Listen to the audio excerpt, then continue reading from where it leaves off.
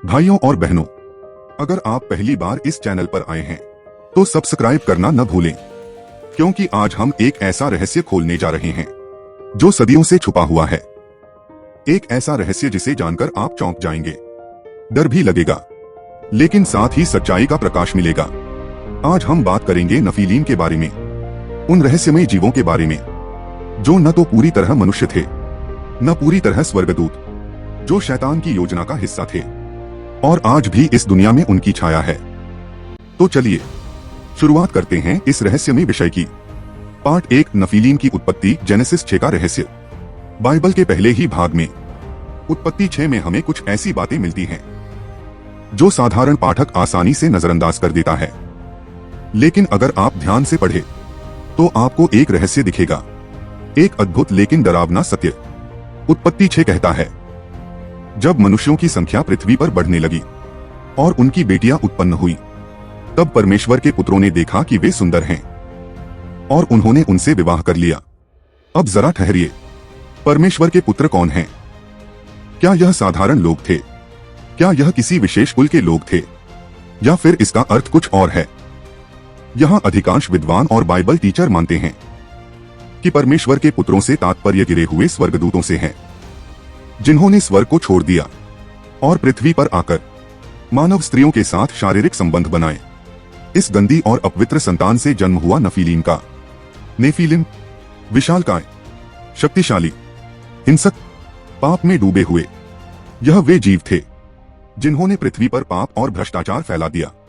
यह मानव और गिरे हुए स्वर्गदूतों की मिलावट थे, एक अनैतिक और शैतानी पीढ़ी। इनकी उपस्थिति और परिणाम।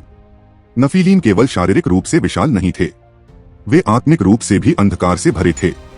वे निर्दयी थे, हिंसा उनके स्वभाव में थी और वे परमेश्वर की सृष्टि को बिगाड़ने का कार्य कर रहे थे। बाइबल कहती है कि पृथ्वी पर हिंसा भर गई थी, लोगों की सोच दिन रात बुराई से भरी थी और परमेश्वर को दुख हुआ कि उसने मनुष्य को बनाया। क्या आपने कभी सोचा कि परमेश्वर ने नूह के समय पूरी पृथ्वी को क्यों नष्ट किया और परमेश्वर ने पृथ्वी को शुद्ध करने के लिए बड़ा जल प्रलय भेजा? नफीलीन का प्रभाव इतना भयानक था कि उनके कारण पूरी पृथ्वी को मिटाना पड़ा।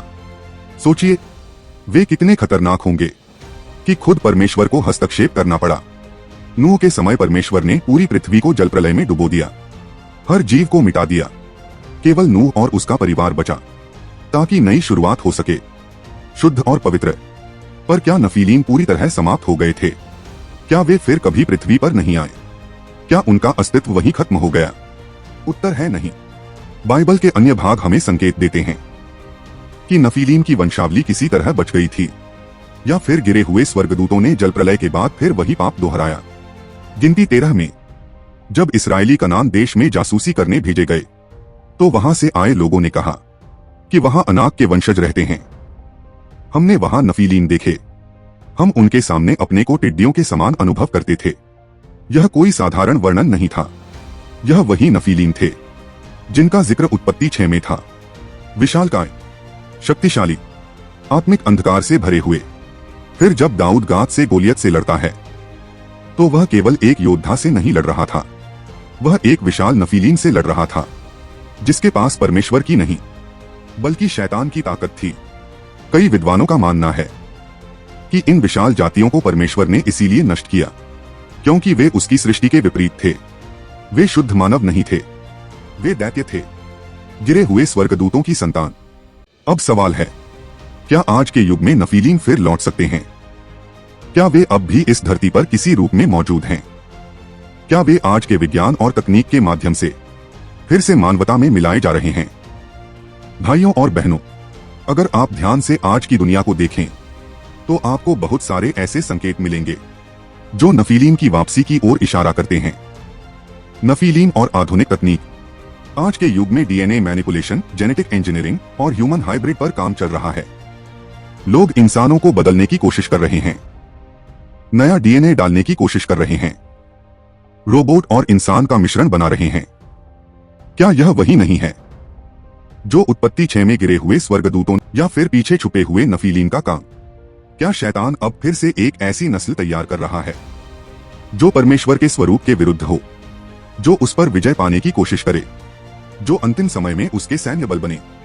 प्रकाशित वाक्य कहता है कि अंत समय में एक पशु उठेगा, एक शक्तिशाली व्यक्ति जो पूरी दुनिया को धोखा देगा। उसके पीछे एक अंधकार की ताकत होगी। क्या यह नफीलीन रक्तधारा से उत्पन्न कोई शैतानी अगुवा हो सकता है? यूएफओज और एलियंस, क्या ये नफीलीन हैं? आजकल लोग यूएफओ और एलियन की बातें करते हैं, लेकिन क्या आपने कभी सोचा कि ये एलियन कहीं गिरे हुए स्वर्गदूत तो नहीं, जो अलग रूप में दुनिया को धोखा दे रहे हैं?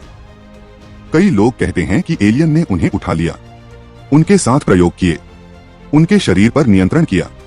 क्या यह वही काम नहीं है जो नफीलीन और गिरे हुए स्वर्गदूत प्राचीन काल में करते थे? क्या यह सब केवल विज्ञान है या आत्मिक धोखा? बाइबल कहती है कि शैतान रूप बदलने में माहिर है। वह ज्योतिर्मय स्वर्गदूत का रूप भी धारण कर सकता है, तो वह एलियन जैसा रूप क्यों नहीं ले सकता? क्यों नहीं वह नई नस्ल बनाकर मानवता को फिर से भ्रष्ट करे? अंत समय में नफीलीन का प्रभाव। प्रकाशित वाक्य 12 कहता है, शैतान जानता है कि उसका समय कम है, इसलिए वह क्रोध में है। वह पूरी दुनिया को गुमराह करना चाहता है। उसके पास समय नहीं है, इसलिए वह नई पीढ़ी को अपने अधीन कर रहा है। क्या आपने देखा आज के बच्चे कैसे बदल रहे हैं? कैसी तकनीकें उनके जीवन में घुस रही हैं? कैसे विचार और सिद्धांत उन्हें परमेश्वर से दूर ले जा रहे हैं? क्या यह केवल संस्कृति का प्रभाव है या कुछ आत्मिक शक्तियां काम कर रही हैं जो नफीलीन के वंश को फिर से तैयार कर रही हैं? मसीही विश्वासियों के लिए चेतावनी। अगर आप प्रभु में हैं तो डरने की जरूरत नहीं, लेकिन अगर आप सो रहे हैं तो जागने की जरूरत है। शैतान के लोग, शैतान की नस्ल अब इस दुनिया में एक्टिव है। वे सरकारों में बैठे हैं, उद्योगों में हैं, मीडिया में हैं, तकनीक में हैं और आत्मिक जगत में भी घुस चुके हैं।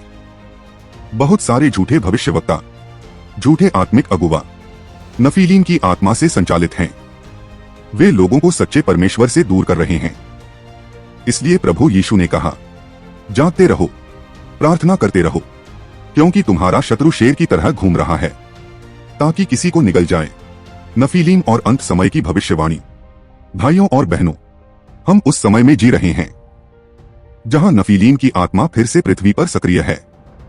उनका उद्देश्य वही है जो पहले था, परमेश्वर की सृष्टि को भ्रष्ट करना, मानवता को बदलना और लोगों को प्रभु से दूर करना।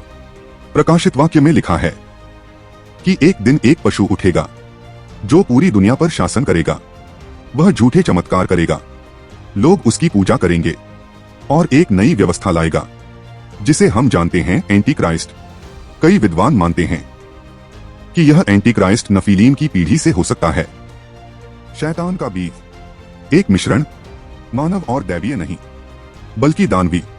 और उस समय जो लोग सच्चे मसीही होंगे उन्हें सताया जाएगा, मार डाला जाएगा, लेकिन जो डटे रहेंगे वे विजयी होंगे। आत्मिक चेतावनी और मसीह का बलिदान। भाइयों और बहनों, इस पूरी बात का एक ही उद्देश्य है कि आपकी आत्मा जागे, आप सच्चाई को पहचानें, आप जान सकें कि हम एक बहुत बड़े आत्मिक युद्ध में जी रहे हैं जहां शैतान नफीलीन जैसे सैनिकों को तैयार कर रहा है, लेकिन प्रभु यीशु मसीह भी अपनी सेना बना रहा है। उसने तुम्हारे लिए क्रूस पर प्राण दिए, उसने तुम्हारे पापों को धो डाला ताकि तू बच सके, ताकि तू शुद्ध हो सके, ताकि तू उस परमेश्वर की ओर लौट सके जिसने तुझे बनाया। आज बहुत से लोग चर्च जा रहे हैं पर आत्मा में मृत हैं, प्रार्थना कर रहे हैं पर परमेश्वर की उपस्थिति से दूर हैं। क्यों? क्योंकि उनके जीवन में समझौता है, पाप है, धोखा है और यही दरवाजा खोलता है नफीलीन की आत्मा को, दुष्ट आत्माओं को, शैतानी योजनाओं को। आज समय है कि तू निर्णय ले कि तू किसके साथ है, नफीलीन की पीढ़ी के साथ या मसीह की सेना में। छुटकारे का मार्ग। अगर तू प्रभु से सच में प्रेम करता है, अगर तू चाहता है कि तेरा जीवन शुद्ध हो, अगर तू चाहता है कि तुझ पर न तो शैतान का अधिकार हो न ही किसी दानवी आत्मा का, तो तू आज ही पश्चाताप कर, घुटनों पर गिर, अपने पापों को स्वीकार कर, अपने जीवन को प्रभु यीशु को सौंप दे। वह तुझे उठाएगा, शुद्ध करेगा, नया बनाएगा और तुझे उस युद्ध के लिए तैयार करेगा जो आने वाला है। भाइयों और बहनों, आज का विषय केवल जानकारी नहीं था, यह एक पुकार थी तेरी आत्मा के लिए, तेरे हृदय के लिए, तेरे परिवार के लिए, तेरे भविष्य के लिए। आज नफीलीन छिपे रूप में लौट चुके हैं, लेकिन मसीह अब जल्द लौटने वाला है। इसलिए देर मत कर, अभी निर्णय ले, अपने जीवन को समर्पण कर, क्योंकि समय बहुत कम है। अगर यह संदेश तुझे छू गया हो तो इसे दूसरों के साथ जरूर बांट। शायद किसी और आत्मा की आंखें खुल जाएं, शायद कोई और जाग जाए, शायद किसी की मुक्ति हो जाए। अगर आप पहली बार इस चैनल पर आए हैं तो इसे सब्सक्राइब करना न भूलें। हम ऐसे ही गहरे और आत्मिक बाइबल रहस्यों को आपके सामने लाते हैं, जो न सिर्फ जानकारी देते हैं बल्कि जीवन को बदलते हैं। यीशु मसीह आपके साथ हैं, आपके लिए लड़े हैं। अब आपकी बारी है। नफीलीन की इस दुनिया में मसीह के योद्धा बनिए, जागिए, लड़िए और विजयी बनिए।